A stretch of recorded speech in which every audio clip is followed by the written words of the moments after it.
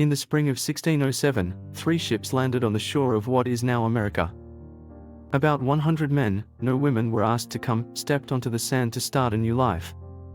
The men built 20 cabins and a fort to go around them all. They called their new town Jamestown. But they were not the only ones living on that land. Up and down the coast and for miles into the woods lived tribes of Native Americans. Today, the area is called Virginia. Back then, it was called the Powhatan Confederacy. Over 30 tribes in the Powhatan Confederacy were ruled by one chief. His name was Powhatan. Chief Powhatan's scouts told him that new men had landed on the shore. They told him the men had built a fort. They also told him the new men spoke in words no one had heard before. They wore clothes no one had seen before. Powhatan knew all that. What he did not know, and what he wanted to know most of all, was, where did they come from? Why were they here? And what would it be like to be their chief? His scouts told him some other news, too, that was most odd. No crops had been planted around the fort. No canoes were anywhere near the fort, and the men did not even stand by the river to fish. The men did not go into the woods to hunt, either. Said Powhatan, these men do not know how to plant, ride a canoe, fish or hunt. It will be easier than I thought to be their chief. We will bring food to them, corn, beans and squash. Without us, they will starve. And I, Powhatan, who rules 30 tribes, will rule over them, too. Father, let me come with you, said Powhatan's daughter Pocahontas. No one had seen her slip into the longhouse. I want to see the fort, too. Surely not, said her father. You have work to do here. When you are done, you may play with your sisters. I play with them every day, said Pocahontas. Father, please. I'll be good. Powhatan smiled. Ah, my princess, he said. How can I say no to that face? At last, an adventure for Pocahontas. She felt sure that if she had to sew beads onto one more moccasin, or fill one more basket with berries, she would burst.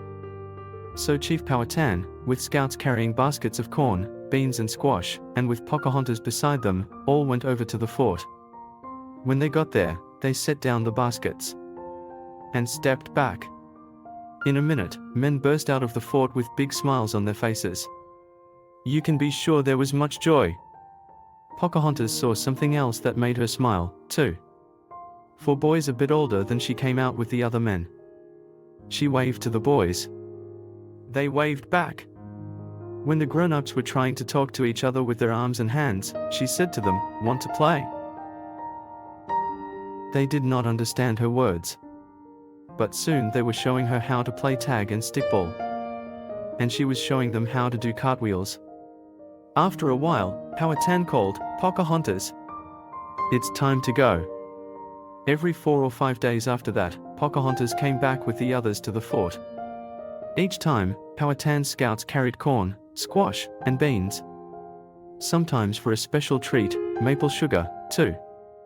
Pocahontas learned the names of her new friends, James, Nathaniel, Richard and Samuel. And they learned hers.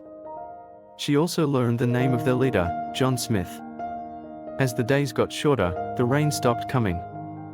The corn in the fields dried up. The squash and the beans on the vine dried up. Berries on the bushes dried up. We cannot take food to the fort anymore, said Powhatan. We need to save all we have so our people will make it through the winter. We must go to the fort and tell them. When the men in the fort heard the news, they got angry. They marched into their cabins. They came out with guns, and shot the guns into the sky. Powhatan got angry, too. He said, "I warn you, white men. Do not go anywhere near our village. If you do, you will be sorry." The men of Jamestown could not understand what Powhatan was saying. But they could tell from his face that they were not friends anymore. Soon after that, John Smith was going through the woods looking for food. He was close to the village of Powhatan. Too close. Powhatan's brother and some of the tribe saw him pass. In a flash, they jumped out at him. They held John Smith down and took him back to Powhatan's village. Now it will be done, once and for all, said Powhatan. I will be chief to all the people in the fort. That winter, John Smith could not leave the village. Still, Powhatan made him feel at home. Pocahontas, who knew him from before, spent time with him. Day after day, they would teach each other the words that each other's people spoke. As the snow melted, the people of Powhatan's village started to get ready for a festival. Powhatan called John Smith into his longhouse. The festival will soon be here, he said. What festival? Said John Smith. Now he could better understand what Powhatan was saying. The festival to mark the time when your people join my people. When I become your chief. That will never happen, shouted John Smith. Powhatan did not know the words the young man was saying. But the chief could tell that John Smith was angry. Your people have no choice, said Powhatan.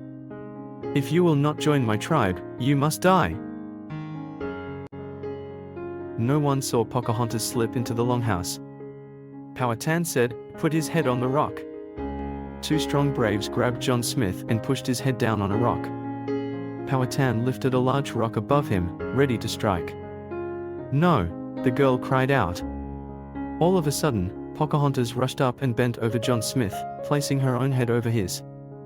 Powhatan held the rock high in the air. Pocahontas, he cried out. Move away. I will not move, she said, turning her head to the side. Let him be. Let all of them be. Powhatan held up the rock. Then, he lowered his arms. My daughter, he said in a soft voice. You are right.